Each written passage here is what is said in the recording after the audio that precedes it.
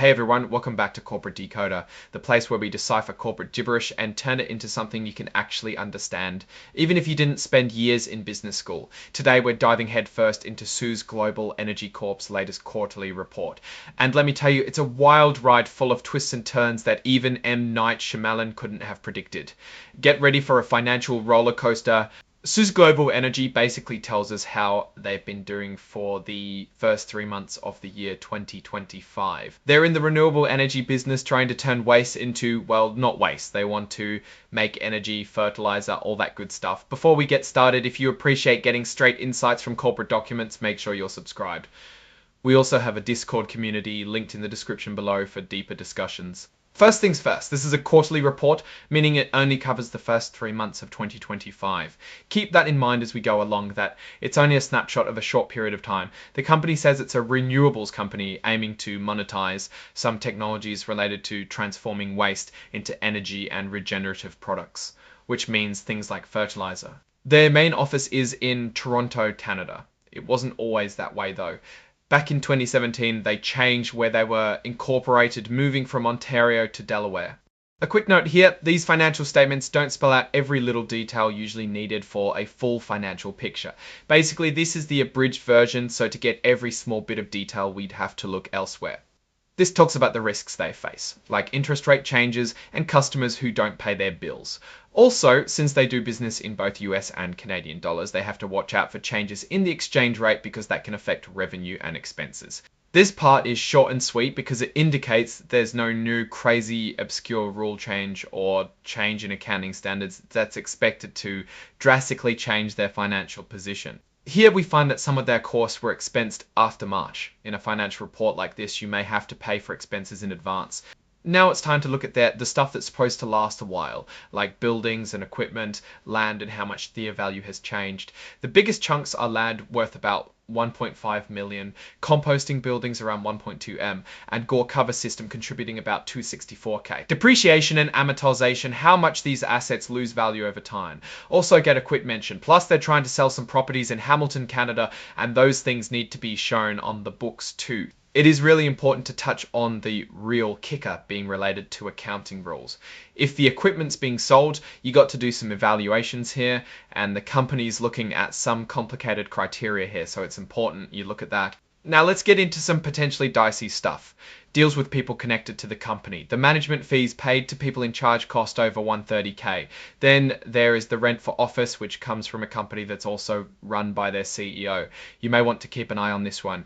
Now we get into the debt they owe. They break it down by who they owe, and it seems like they have a lot of mortgages coming up due. The interest rates are also pretty high. This is not the best sign and means they are highly leveraged. Alright, now we're getting into some real financial gymnastics. These are basically loans that can turn into stock. There are several of these and it looks like the amounts are really high, all while the rates change depending on a bunch of rather complicated factors. It also seems like many of these notes are in default, which isn't good at all. This is extremely risky. The amount it increases to after they're defaulted is also pretty high. The company had a total of $12.7 million worth in these debts. Here the company has to estimate what their debts are really worth, which is tough, especially when they're complex things. This often involves a bunch of behind the scenes assumptions. Here we see 721K of debt due to the directors, people in charge and high level and shareholders to be paid.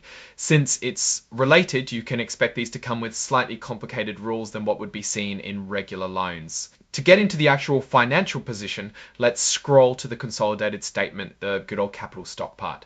As of now, they had approximately 137,000 shares of their own common stock. Diving deep into that income sheet, if you can really call it that.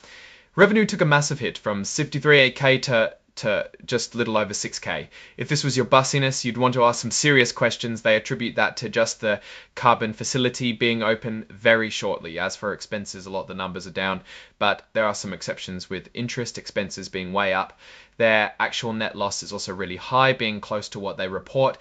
Their loss per share is $0.01, so the investors also aren't seeing very good news. Remember, everything is per share because you need to multiply it with 125M and their real revenue 5M, their real revenue. That's how you get an estimate for their whole business. I would also like to focus your attention on the cash flows. Their expenses increased, and because revenues went down, there is a decrease to cash from the same period last year. It's not a big decrease, about 300, just enough to get a coffee. Now we're at the management's discussion of stuff. The first thing they acknowledge that is auditors thinks they can survive. Ouch. After that, the report mostly discusses the technicalities, legal actions, financings, and how everything relates to their financial position. There's not great news here, as expected from what you've seen so far. Now, to really look at the numbers and look to the business more broadly, it's clear after looking at their numbers that they're not in great shape, which the auditor also seems to agree with.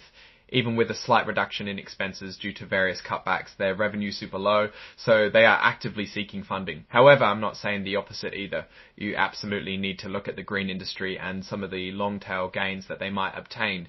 Because of everything that I've said, this company does not seem very investable, with it being too risky to consider. Alright, that's our breakdown of SusGlobal Energy Corp's latest filing. What's your take on what looks like an unmitigated disaster and what they signal for the company's future? Drop your thoughts in the comments. If this analysis was valuable, hitting that like button really helps, and subscribe for more deep dives. Don't forget to check out the Discord in the description. Thanks for watching. See you next time.